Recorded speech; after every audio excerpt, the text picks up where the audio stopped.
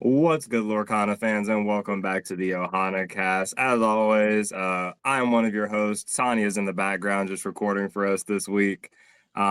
This week, I have some of our Continentals competitors. I have KoreySmash with us, as always. We have Chris and Lucas the Hammer. Chris doesn't have a cool nickname yet.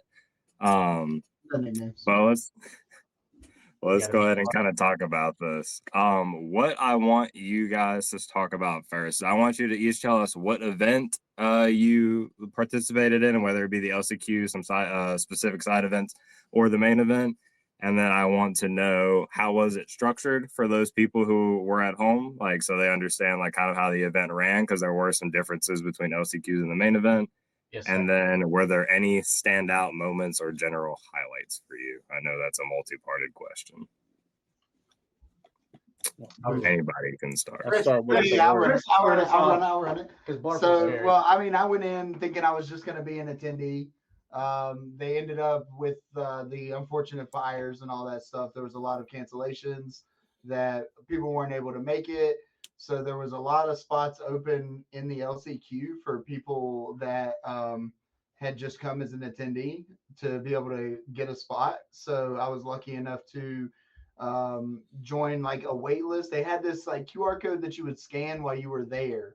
And it puts you on like a new wait list for any openings that they would have for the LCQ. And I think they did all that the same day. Yeah. So Friday was LCQs, and Friday was when I was able to jump on the wait list. I was able to get off. I think everybody that was on the wait list that was there ended up getting off, because there was still even spots open and available. No, there were still spots open. I want to say, I don't know about your pod, Corey, but I know the one that I jumped into, there was still some people with round one buys. So they weren't even full, which was wild. Yeah, it was crazy. But yeah, so I was lucky enough to get in and play the LCQ, which was 32 different 32-man pods, single elimination, and the winners of each pod were able to go and play in the main event. So he finished top 8 though. Yeah, I made it into the top 8. We won our first 2 matches. I ended up picking green purple to play, and round 1 was against Amber Steel. They won the dice roll, which had me very sketched, but I was able to pull it out. I won that game. Ended up playing against Red Blue second round, which is a favorable matchup, so I was able to get that game. And then in game 3, I played against Blurple, which I was not expecting at all, and I didn't really have a lot of testing against, so that didn't go very well. No, but the guy that you lost to did end up like top 16. Yeah, he won. Yeah, he like won his pod, and then Yeah, he did really well in the main event too. I think he was like 24. There was Cody. I can't remember his Chris is the reason we're losing to Blurple. But the cool thing about him too, Bruce, was he's on team Ohana, but the one from Arkansas. No, that's hilarious. I went to give him stickers, and he saw the jersey and everything too, and he was like, "Oh, we have the name Team Ohana too, but we didn't realize that y'all were like way bigger than us when we picked the name." We ran into. I played that same dude in Dallas Fort Worth. Okay. I think he was either still on Blurple or he's on like Blue Steel or something like that. So he's been, but I think it was Blurple. I think he's been grinding that deck for a while. So I also participated in an LCQ pod. My first match was against Hyper Aggro, which I was not excited about, but I ended up winning via the power of Vitalosphere and 3-drop Sisu. And the next round I played against Red Blue Mirror, and he was just way more tech for the mirror than I was. I was on Great Stone Dragon, and he was on Great Stone Dragon, Hideaway, McDuck Manners, like all the stuff that you need to be mirror. So not like this, Corey.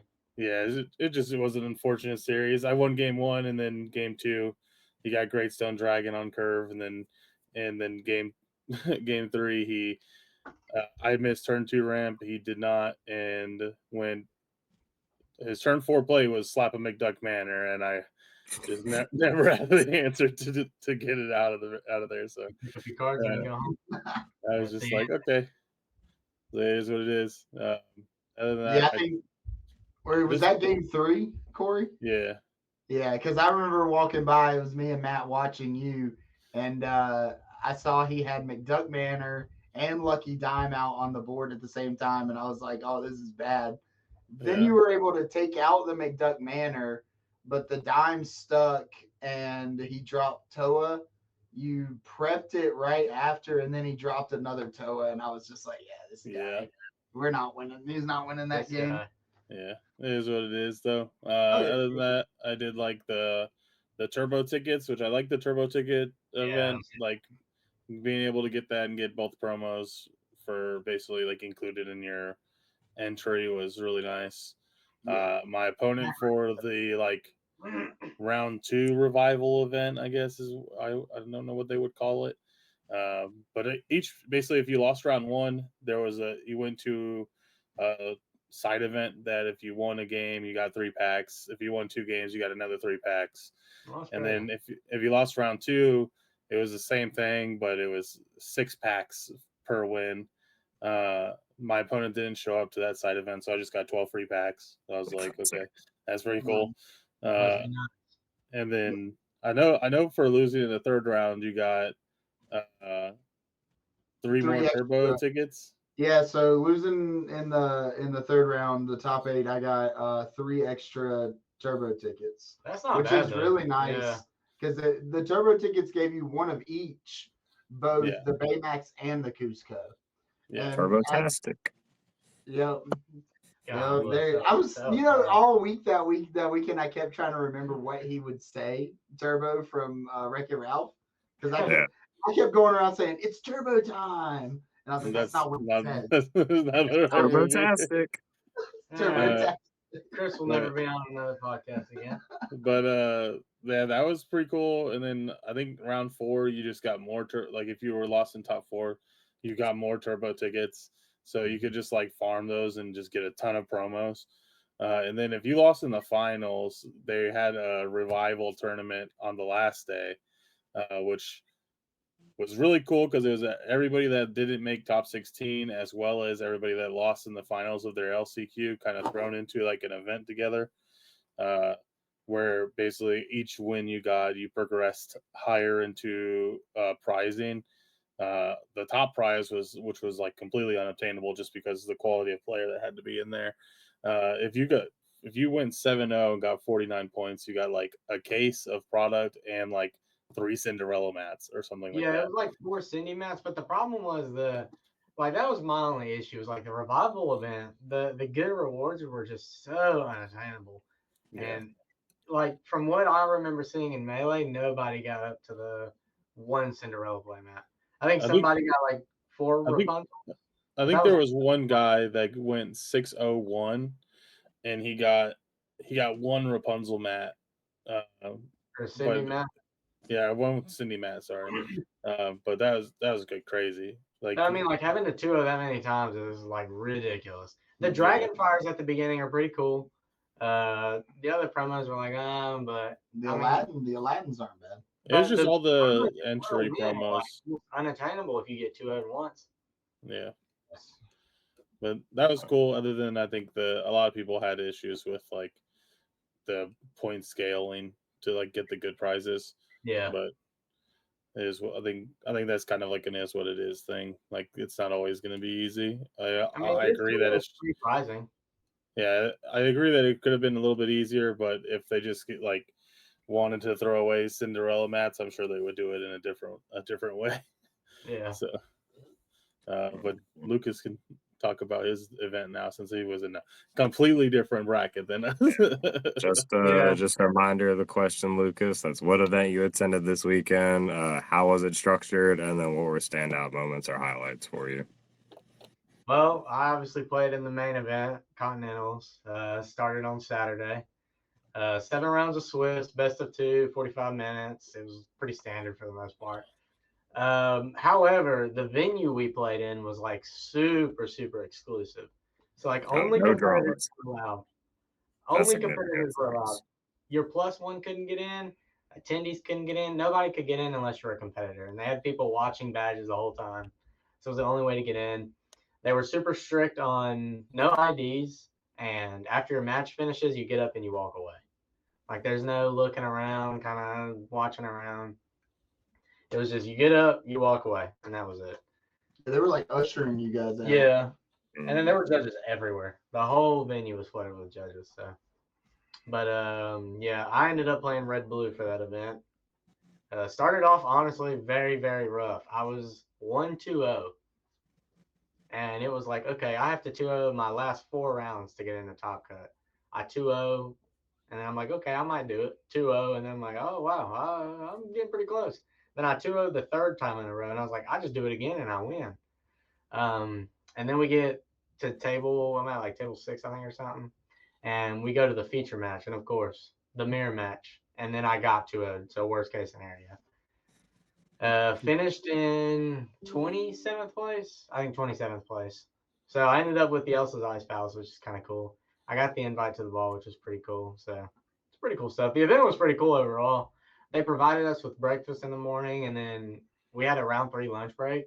And I went to eat with them, of course. Spent like $15, $16 on a corn dog, and then came back and they have like a nice buffet inside there. And I'm like, well, now I have to eat. Now I have to try to eat. And now I'm eating more food. But So yeah, it was pretty cool. For your experience in other TCGs, how would you like describe or compare like the amenities they gave you compared to like your other TCG experiences? It's a lot better. A lot better. A buffet is crazy. Yeah, when I saw that picture, I was absolutely floored. I was like, in some card games, we can't even get water in the venue for free. Sweet tea tables. They had like waiters coming around, picking up plates and stuff. I was like, dude, this is ridiculous. That's awesome. Yeah, it was so cool. Even the side event hall, like where they like all the LCQs and everything took place, it was literally like a grand ballroom. Like all the lights were chandeliers. The carpet was like some fancy like patterned carpet that it looked immaculate. And then they had like a giant display to watch. Yeah, that was really cool. With like a seating area. Main area with the stream matches. Yeah, it was cool. Yeah, it was like a pit. Like you walk down into it, and they had the chairs set up and the screen. Big screen. You could watch all the stream matches. It was crazy cool. Yeah, it was really nice. The one thing that I noticed that was really cool about that ballroom too, it's something you don't really think about a lot, but when you go to the big events and they're in convention centers and things like that, there's no real like acoustics. Like it's very loud and it's like hard to hear and all this stuff. But in that room, I guess it probably was the carpet that mainly was the factor, but it was very easy to hear your opponent. It was very easy to talk.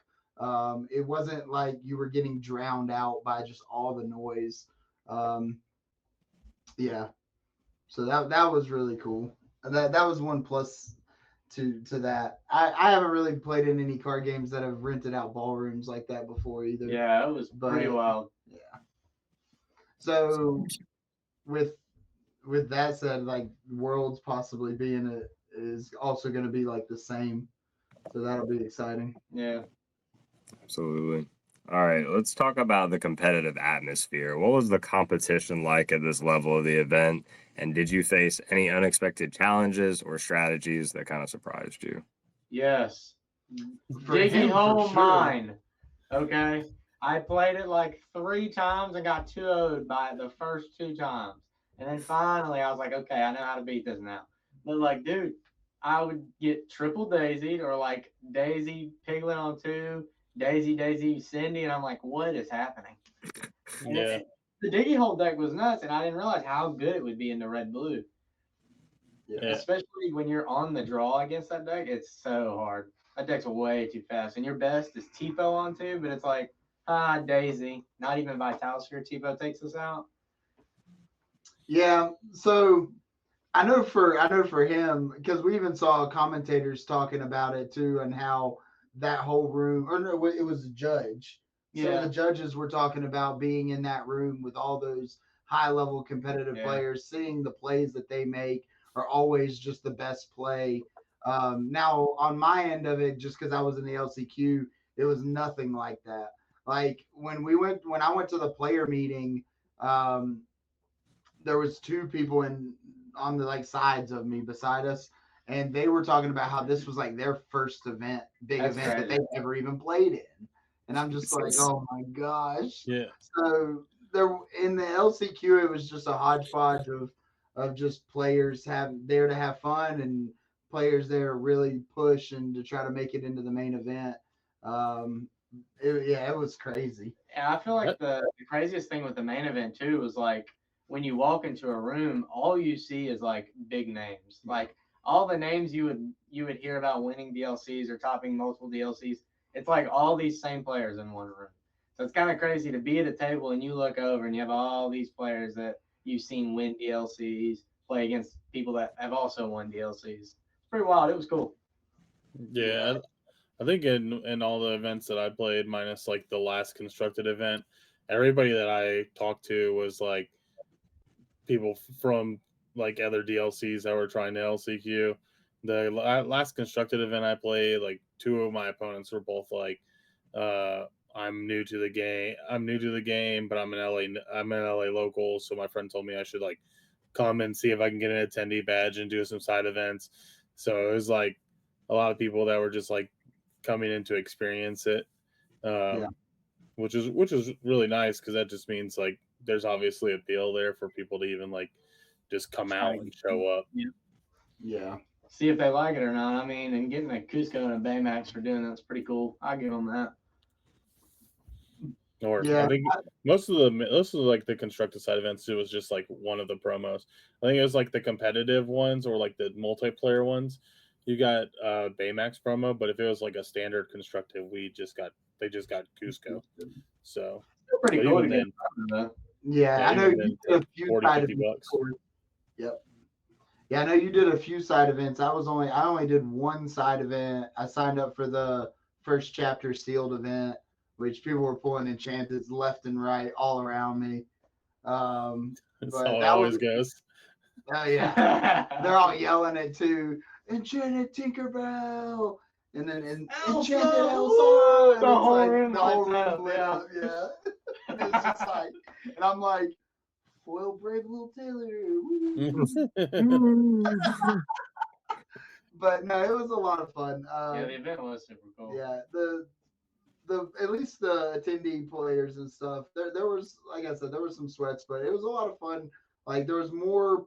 I feel like it was more players that were coming to support people that were in the main event already. Yeah. Like friends, family, and things like that. So it was just a lot of casual players, which was fun. The only side event I really played in, which I guess like is not a side event, but like the revival event. Yeah. That was sweaty. That was sweaty. Dude, it was sweaty. It was sweaty. And if the dude that 2-0'd me in Swiss with the mind deck, I ended up replaying him in this revival event and 2-0'd him. Oh, they were good. And I was like, well, this sucks. Whenever Lucas came out after like his first round, he's like, I lost 0-2, and I was like, what'd you lose to? And he was like, Diggy Hole, and I was like, and I just realized that the difference was he hadn't played against it like at all, and like I was playing against it every week because Tanya was on heavy. So I was like, how do you not beat it? You just gotta like answer the. Like I played red purple one time and I 2-0'd it. The mirror match I kept 2-0, besides the last one. So like all the other matchups I felt super confident in, but when I watched my opponent ink on mine play a Daisy, I'm like, dude is cooked. And then he plays Daisies, and I'm like, wait, I'm cooked. Well, in Lucas's defense, round one for him. Yeah, it was that dude. That guy hit the absolute. He hit the lotto. Yeah. Because you tell him. Yeah, so he won. So he went first in game one, obviously, and he went ink. I'm pretty sure it was a doors mine. Played Daisy, and I'm like, sure, I've got this small C-suit in my hand. I'm fine. Ink play one drop pass. He goes ink Daisy. I'm like, oh, I'm in danger. This is bad. Yeah, I mean triple Daisy on by turn 2. And then next turn was like Piglet Cindy, and I'm like, yeah, I can't win this game. There's no way. This dude's at like 10 already, and he's got another 5, 6 on board. What do I do here? And then game 2 was like just as bad. Yeah, game 2 was also another double daisy, and then Piglet 1 drop, and it's just, you can't do it. And then the other guy I played, I got hit with uninkables really badly. So like for 3 turns, I did not ink, and my hand's like double big Sisu, Medusa, small Sisu, and I'm like, I can't play the game. But yeah, I mean, it is what it is. It happens. You gotta test every matchup, and then when you run into ones you don't test, you're kind of just like scrambling to find answers. Yeah. And then learning on the fly sucks. Yeah. Yeah, I think the only thing I would change about the side events is they varied from like the prize wall to just like everybody gets a promo and a pack per win, or like a bigger event is like a promo and 2 packs per win. And it was like it made it very lackluster to do the side events because people would show up, sit down for round 1, get the promo, and then like not show up for the other 2 rounds and not drop from the event either. So that was like the only like thing is like they either need to like wait to give the promo to the 3rd round or just like go back to the prize wall stuff, which I'm assuming they probably did like the promo thing just because it was Continentals and it would be a lot more work to like have staff to run the prize wall as well. So that's true. I didn't think about it that way, but I'm with you. I think they should have done the prize wall with more exclusive items that are harder to get just because it's Continentals, like instead of just a regular DLC. I mean, to be fair though, like Corey's point, I mean, they did have like 3 different areas rented out. Yeah. And 2 were upstairs. So it was like, okay, that's valid. Yeah, they were spread pretty thin. And then that Friday morning when that line was long from everybody checking in,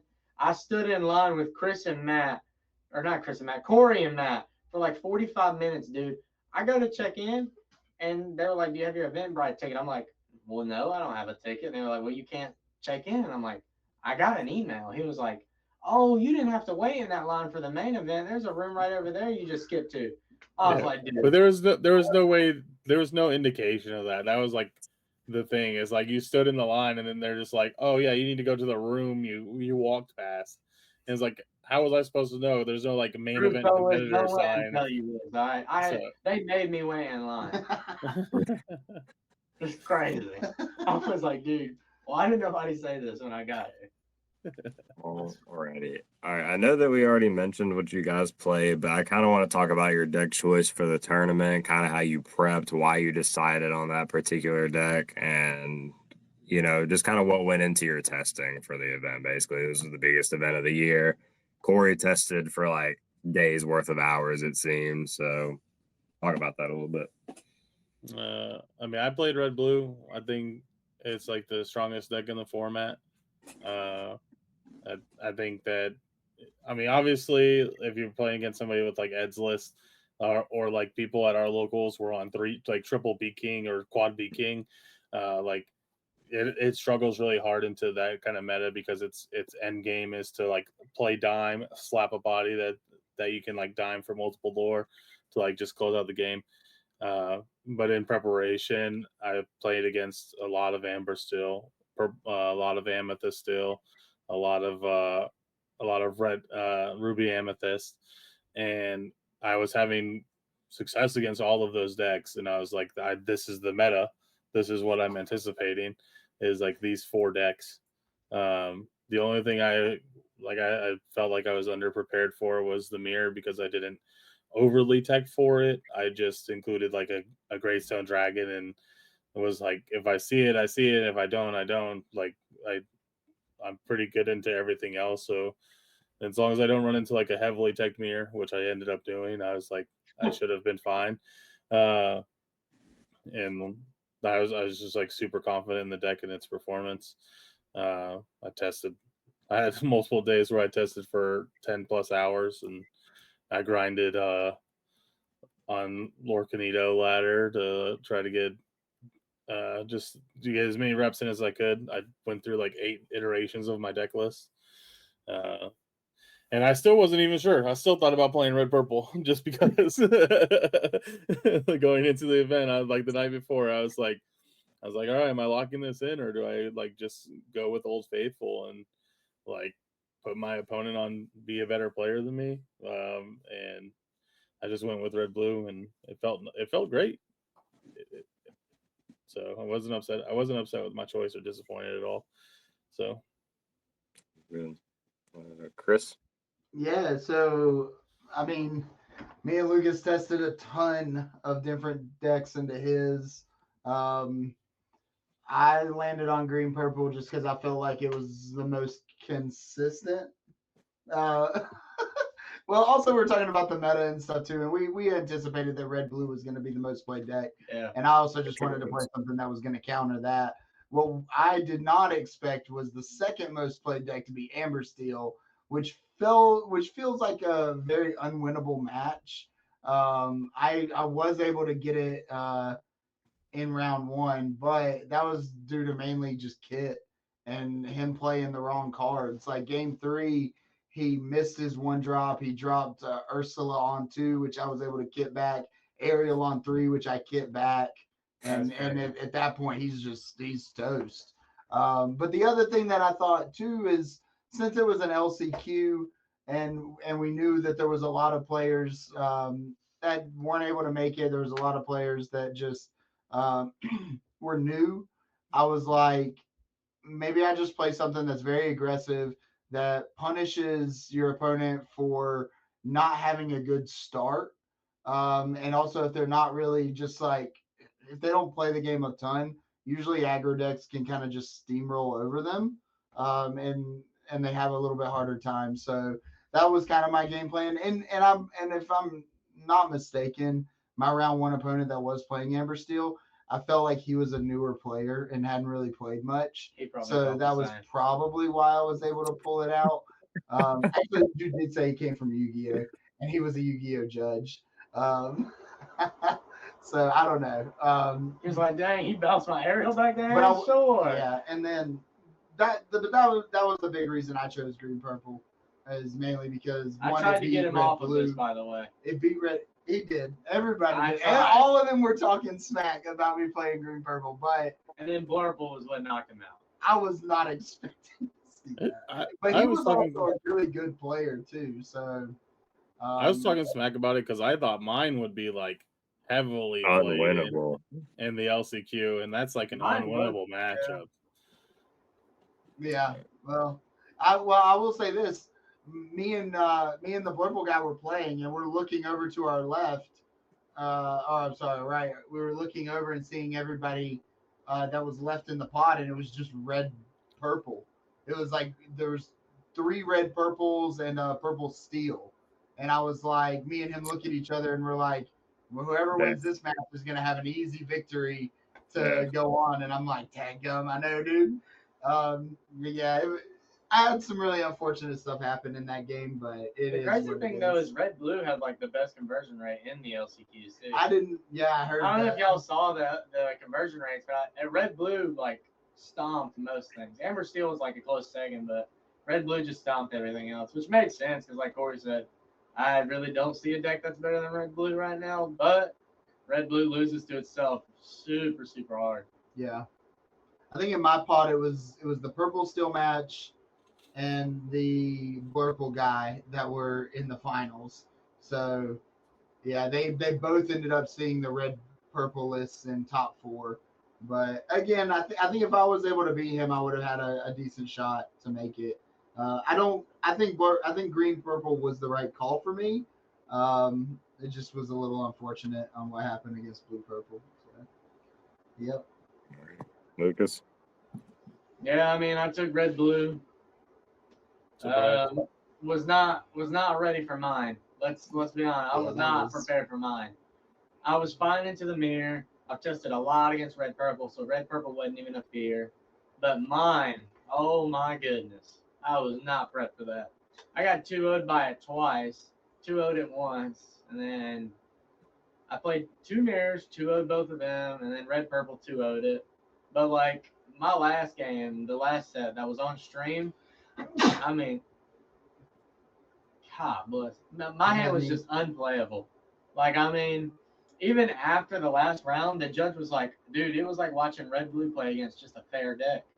Because, like, in game 2, no ramp, no Hiram. I just couldn't draw cards at all. And it was and hand was like prep Medusa. big Sisu. Yeah. And he had like, dude, I knew I was gone when his sham quested. The first time it quested, I'm like, yeah, this game's over. I knew it was over because he had like 12 cards in hand. I'm sitting there with like 5, and I'm like, there's no way I win. I'm so far out. So I'm just sitting there, and I'm like, dude, please just play dime so we can end this. I think there was a lot of spice in the side events though. One of the matches I walked up on, and I talked about this like in our group chat leading up to the event. I was like, I keep running into this emerald ruby discard Maui shark deck online. I keep running into it, and I watched in one of the pods. It had made top 8, and like the guy said he like lost, but he was like, I bricked on Uninkables and I only played 9. Like, so he just had like unfortunate luck. But his opponent was like stun locked. He was like, I didn't know what to do against that deck at all. So I think there's still a lot and like a lot of sauce out there that's getting like cooked up for whenever we do get a nationals announcement. Dude, I played that world's announcement. I played in. I almost got 2-0'd by green blue. Yeah, that deck was popping off this past weekend. Yeah, there was a lot of it in that event too. Bend to my will, and I'm like, oh my god, this is bad. This is really bad. I mean, it is, as far as I'm aware, like competes with like red blues like endgame like pretty well, and that's like where it comes from. Yeah. I mean, that deck seems interesting. Like Russ was really, really big on it as soon as the format started, and then it kind of like trickled off. But it seems to be coming back in as the meta shifted. So I'm excited to see another deck. The red blue matchup. Its matchup in the red is so nice. Yeah, Bend to my will is nuts. You're ramping to 7 after drawing like 6 cards and like getting ready to prep and then win the game, and they're like, I'll just bend in my will, discard your whole hand. Yeah, sick. I'll have all those cards I just drew off Clarabelle last turn. Don't worry. Yeah, that's kind of how it went. Dang. Yeah, he discarded like 9 cards out of my hand. I was like, yeah, I'm on 5 ink. Good game. I'll take the draw. All right. This next question is mainly for Chris and Corey. Sorry, Lucas, you get left out. But for those of you that participated in the LCQ, the last chance qualifier, 1, how did it feel to have the chance to qualify? And 2, did you feel any extra pressure going into those pods? I'll go first. Let's let Chris start. So his was the most disappointing. The colorful. No, I don't feel like the pressure was definitely on. Each opponent, you could see just like devastation on their face after they would lose. Yeah. And I mean, I could tell just my underarms. I was sweating. Like after games, I'm like, oh, re-up deodorant, because we're going in. Like, but it was, so the stress was on to perform well, to have that last chance to make it into the to the main event. But repeat that first part of that question. It was to have the opportunity. How did it feel to have that opportunity or chance to qualify? So for me, it was really, really nice because, like I said, I was waitlisted on the first one, and I never got off of it. So I didn't think I was going to be able to play in it at all, and I was pretty bummed out about not being able to play. So getting there, being able to get in, it did feel really good. Personally, I kind of wish that they would have made it a little more exclusive to get into versus just letting everybody into it, as far as like brand new players and things like that. I kind of felt like in the beginning, I felt like, maybe do the top like players that made it into 128 and up. Like if you have that Let It Go promo, stuff like that. I don't know. I don't know, man. That's just kind of just trying to flex on us. No. Okay. He made day 2 in Fort Worth, Texas, just so we're all clear. Don't forget All for right, the so, viewers. okay. We'll Where talk. did We'll you talk make about day that. two We'll at? talk about it. We'll talk about it. So Oh, God, I now we did. gotta I did listen. make day 2 in Texas, but when I was waitlisted, I was upset, y'all. I was upset. I'm like, how can I make day 2 and I can't get into this LCQ? This is not even right. Like, it didn't feel right. I felt like I should. I don't know. God, I don't like to sound like that though. Where I felt Your like privilege is talking. to be in there. You're making me look bad now. I'm just kidding. You just don't put No, yourself but in it that was a situation. bummer. It was a bummer not being able to get in. And I know that there's probably tons of people just like me that made even top 32 that tried to get into this LCQ and didn't make it. So I mean, it's just as easy as getting top 16 then. it's tough. But then to go in and see, Never mind. oh, this is my first big event that I've ever played in, coming from multiple people, I'm just like, I'm sure there's tons of people that would have wanted your spot that have like, I don't know, man. So to me, that was the only thing where I'm like, is it nice for everybody to be able to get in? Yeah, sure. But at the same time, it just it didn't feel right. It didn't feel right being able to play for this huge event that you like. It was really hard for you to get into. Not really. And then okay. This guy, it wasn't hard to top 16 at all. But it was rough. That's what I'm saying. And then going up, and then there's possibility that, oh, this is my first event that I've ever played in, and now I'm in the main event. It's crazy. You know what was crazy though? And I don't know. I give huge props to them. Is like LCQ winners really do deserve to be in the main event. Because dude, winning 5 in a row is like that's pretty hard. Yeah. Granted, in DLCs it is a 2-0, counts as like a win, but most of the time people are not doing that 5 times in a row. I don't know about your pod, Corey, but mine, I felt like I could count out of the 32 players, there were like 5 that I was like, these are like really good players. There was like 5 in that pod. So. I think everybody in my pod was like good. I would be surprised if anybody in my pod was this is my first big event. Like in the competitive side events or the constructive side events that I did, I could see that, but I think everybody in my pod, not everybody in my pod, but I'm sure like I'm not like I know everybody like person, but I felt like I had seen a majority of the people because I went to all the DLCs pretty much except for Chicago and Toronto.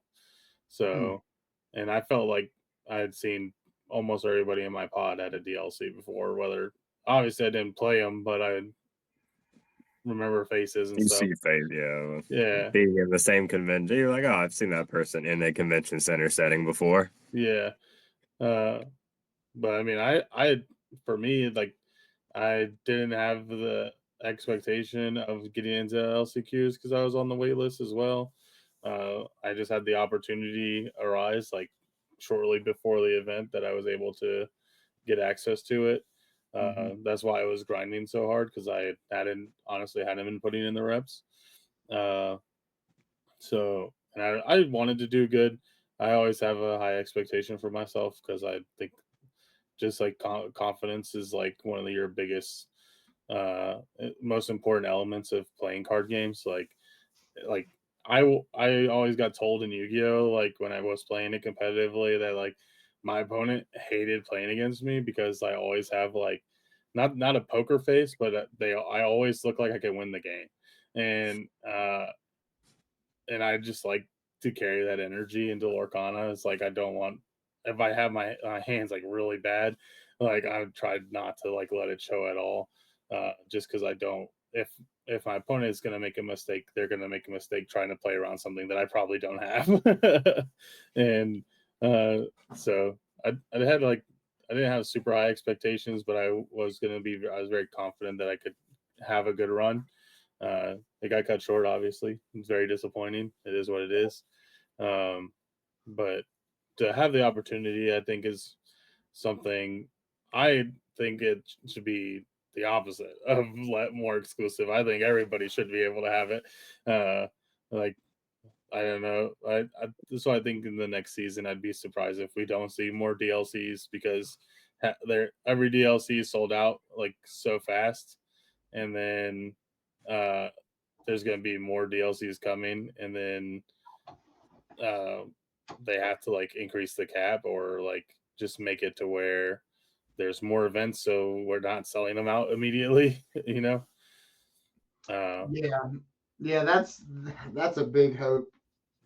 I wish they do better about announcing events. I mean, everything's like super last minute.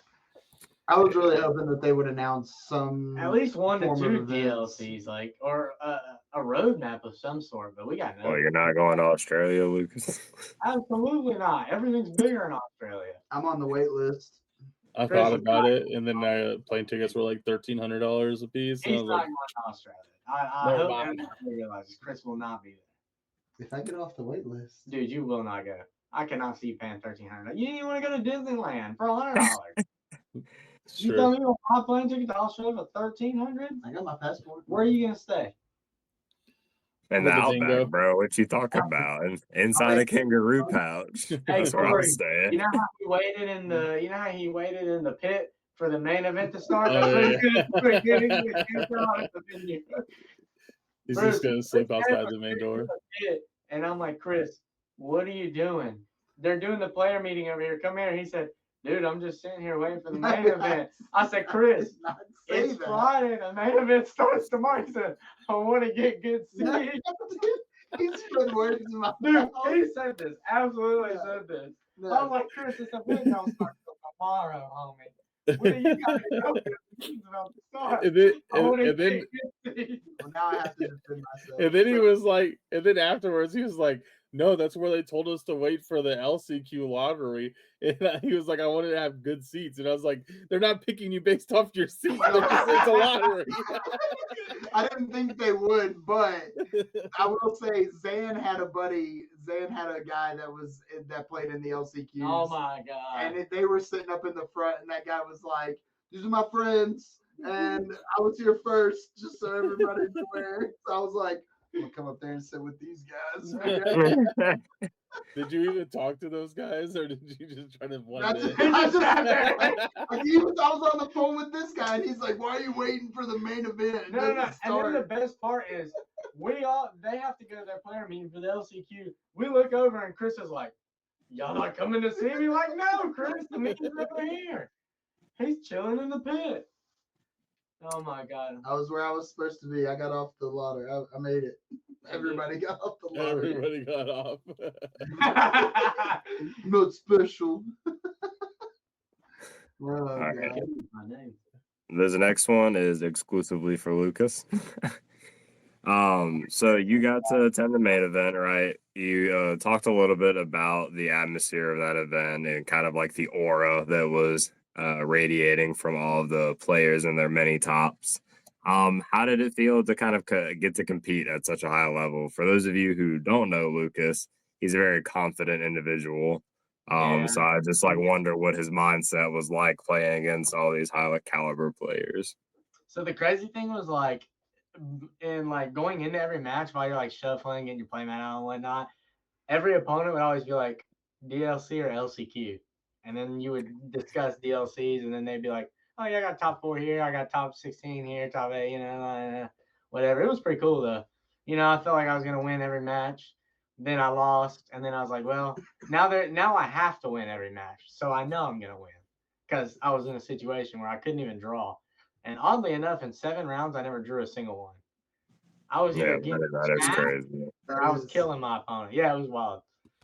But having those kind of players in one room was pretty cool. You look over and you see Bivens playing around, or Thom sitting right there next to you. Ed's right over there, 2 tables away from you. It's pretty crazy. I think that's the downside. If I was in your position, I feel like the being forced to leave the room after every match, I feel like that would be so disappointing to have that level of talent around you and not be able to socialize, try to engage, and not even that, talk to them and try to engage with them and be we should test some time. You know what I mean?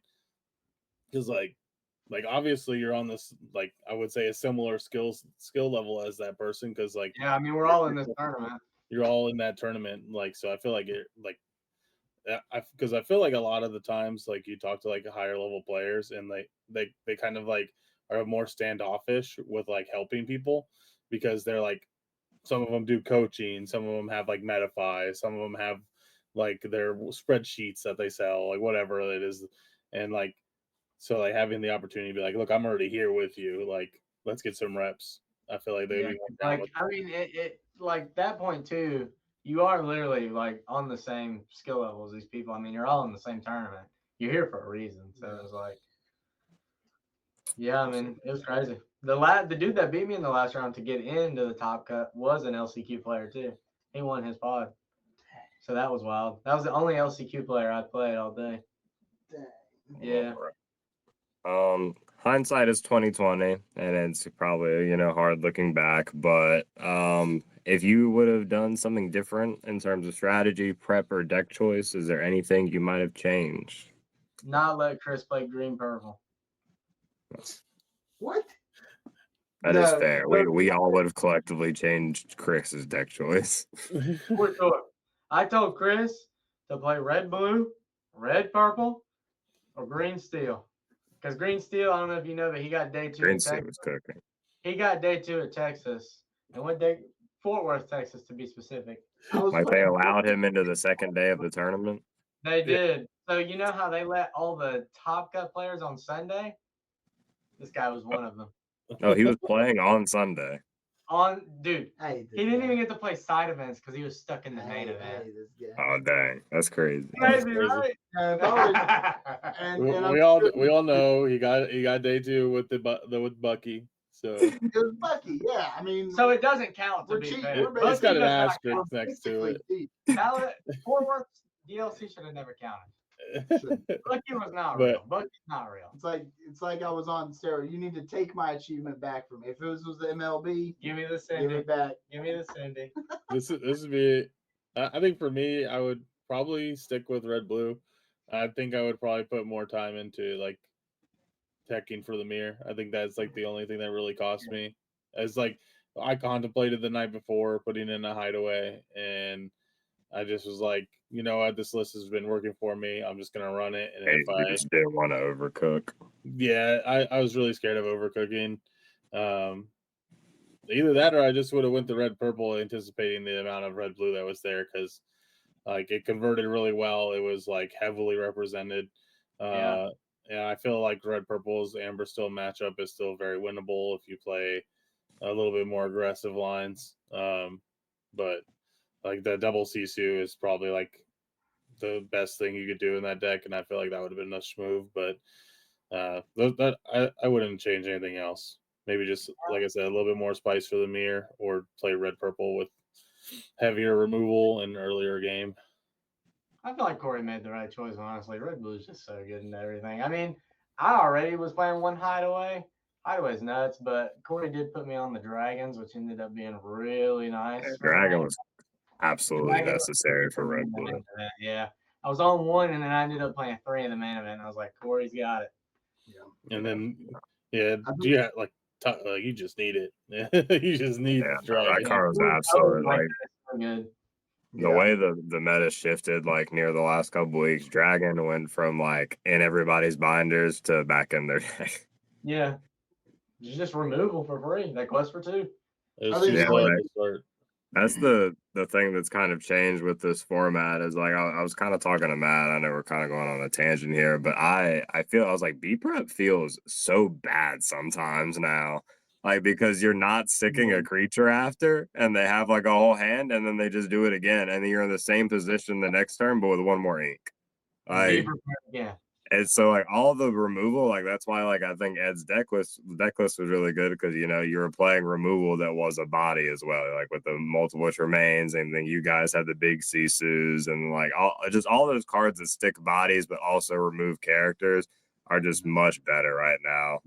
Like just being able to maintain a board presence. He still was on 4 B prep, I'm pretty sure. Yeah, no, I mean B prep is still like fine, but it feels significantly worse than these cards that like stick a body after wiping the board. I mean, the problem is like most red blue players are probably just gonna go Toa Tipo if they know they're into red purple, just to play around Tremaine. But yeah, B prep is evil. B prep's real good. But yeah, the Tremaines are nice. I think the only thing that I would have changed is testing. I think I would have tested Blurple. Diggy Hole against this guy. Blurple against this guy. Yeah, for sure. I mean, and I guess realistically, that's saying that we should have tested a little bit of off meta stuff. Like you saw Red Fossa won an LCQ. That was crazy. Yeah, I saw. Well, no, he was in the final. So was he? I don't think he won. Probably lost to Blurple too. But yeah, I think testing a couple off meta decks would have been good instead of just pure meta decks. I mean, Diggy's not really off meta. And that's, I guess, we knew it wasn't off meta because DeCandio won it at CCS, but at the same time, we didn't think it was going to be like played at the invitation. Yeah, like the amount of Amber Steel that was there was like pretty sizable, but most, I'd say like 80% of them were just Diggy. That's crazy. And I was like, yeah, I mean, we should have tested against that, and I should have tested against Blurple some too. No, not some, a lot. Just a little bit. A lot. Chris has never read a blue card in his life. All right.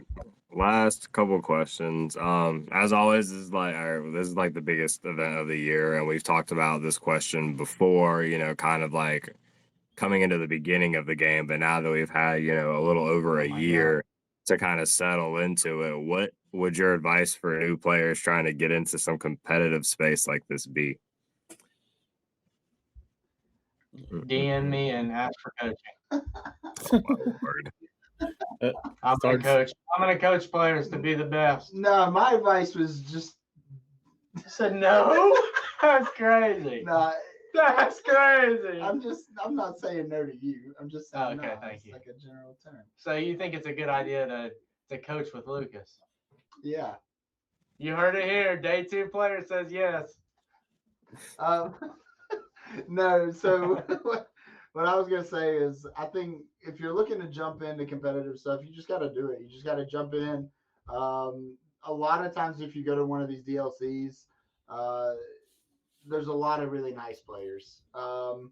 Don't beat yourself up over losing. I've learned more from any of my losses in any of these card games than any of my wins. So like any time that I've made day 2 in a Pokemon event or Lorcana or whatever, anytime I've done well, I don't really have any takeaways from that. It's just like, yeah, I did what I needed to do. You're gonna take those losses to get better. So yeah, get in there and do what you do, and mainly just have fun. Like new players, I know you're kind of jumping into the game to have fun anyways. So meet some new people, have some fun. DLCs are huge, and the community in this game is better than any other card game that I've played in. I don't want to say better than everyone because Pokemon is just as good. Like Pokemon in this card game, the communities are just very welcoming, very nice, and just easy to get along with. Me personally, I would just say start small.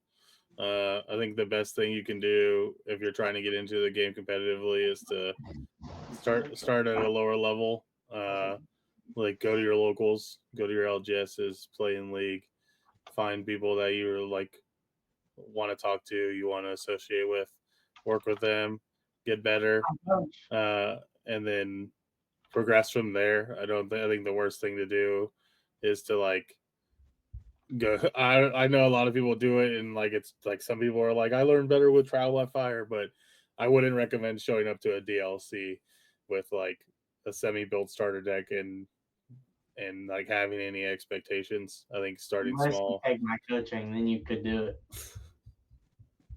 No, so, I would agree. Thank you, Bruce. Not with you. I like starting small. That was kind of the way I did it. I started off with locals, with Yu-Gi-Oh, and then transitioned into regional events, and then went to YCSs and then to national. So it only gets bigger, and the competition level only gets higher. So the further your drive is, you can go to like any of those levels. I would say mainly be humble and be willing to listen. People that are like super into card games and are the vets, like they know the realm, and it is a different realm, a different community, nothing like I've ever been a part of. And so just like leaning on those like more experienced players is always helpful.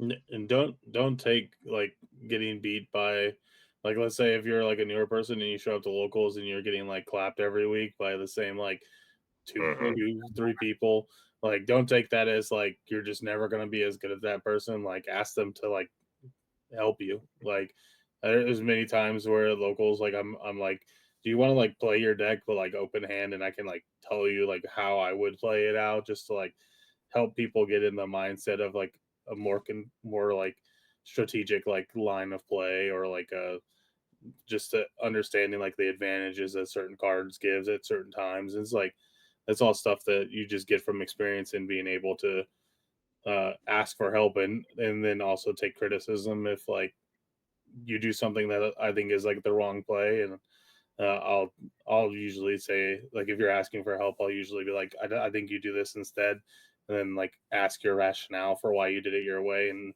make the decision that way on who's better. Yeah. Or which play is better, not who's better. Sorry. Yeah, I mean, this conversation is huge.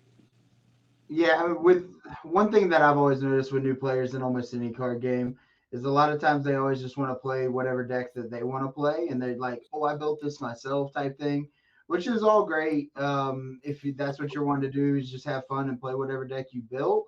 But don't, like Corey was saying, don't get discouraged and stuff. Like, don't get discouraged when you're losing to these decks that are literally just built to like be very consistent and win. It's tough. One thing with this game that I have noticed though is we do have players that are big into playing like certain decks that they like to play. Like what is he's I think he's from Florida, the Jafar. The Jafar player. Alpha. Alpha. Shout out to Alpha. That's my homie. Yep. I like him. He's cool. Yeah, he's sticking it to people with Jafar, and a lot of people don't think that deck's any sort of good. It's not. But he's had good success with it. So, but at the same time, he's not just like throwing random stuff together. Like it's a love that man though. No, it's more of a consistent deck, but he's adding in like you add in like maybe 4 Diablos. I'm gonna exert this card. I'll draw when you draw. Yep. That's how you fix any deck. Bounce package. No. You don't need that. It didn't work for you. Just saying, like red.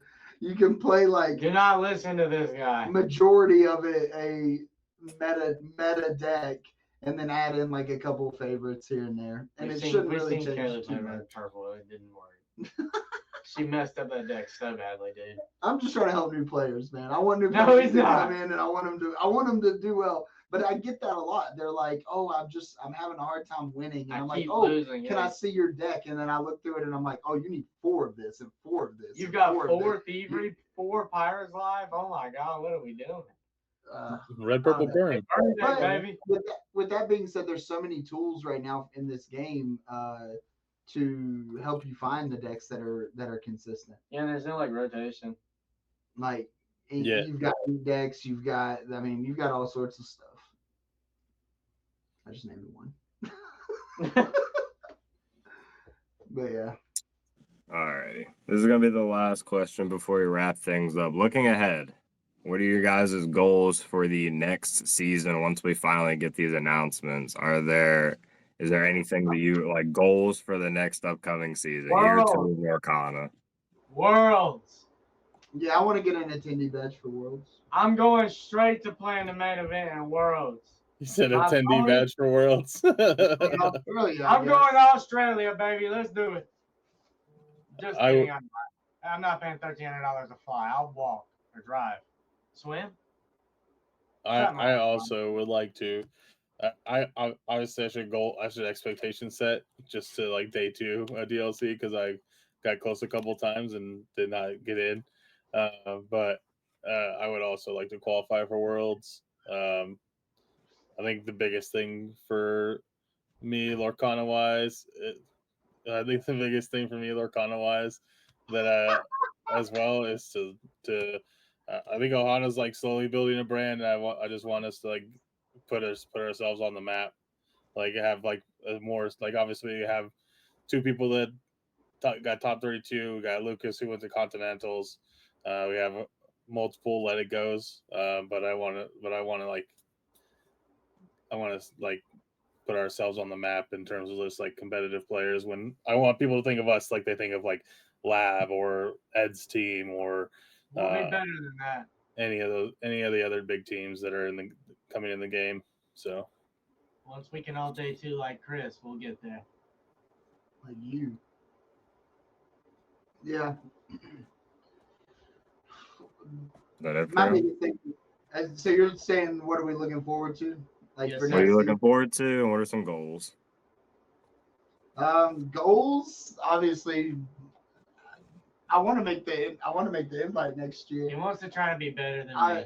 I would hope that they change the structure a little bit. I feel like top 16 in these events is hard.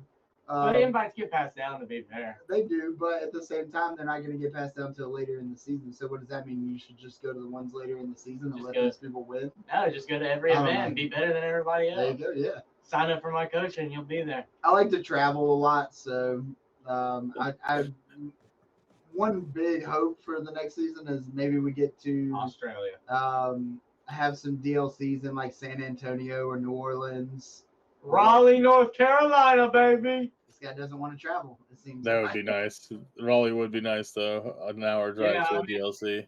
I love spending $1,000 to go somewhere to play in a DLC where I could just drive a couple hours.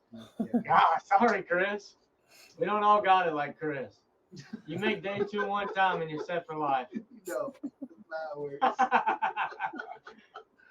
Oh gosh. Alrighty. Is that all for you guys? World, baby. Okay. Continentals wasn't enough. I did it once. We're gonna do it again. We're 1 game away. 1 game away. We did it once already. We're gonna go to Continentals again. Don't worry, I'll be there. But this time we're going to Worlds to play, not to be an attendee. So that's the goal.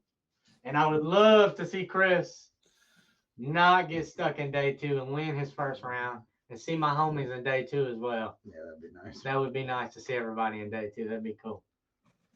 We'll get there for Chris once we change decks. Hey, everybody. We want to. Corey's already got the right deck. You, however, do not. I'm playing Jafar.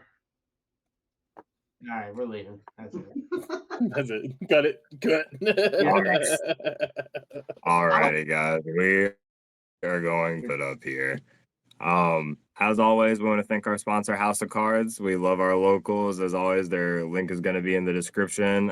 Please use their TCG. They're a really great local store that we love to support. Check out all the other links to our socials. Follow us, DM with us, join the Discord, talk to us if you really need to. We are here for the advice of new and veteran players. And apparently Lucas wants to coach, so reach out to him if you need to. I was at Continental. I got Ellis's Ice Palace, so. As always, oh God. We love you guys, and we'll talk to you soon. And good luck in your set, champs.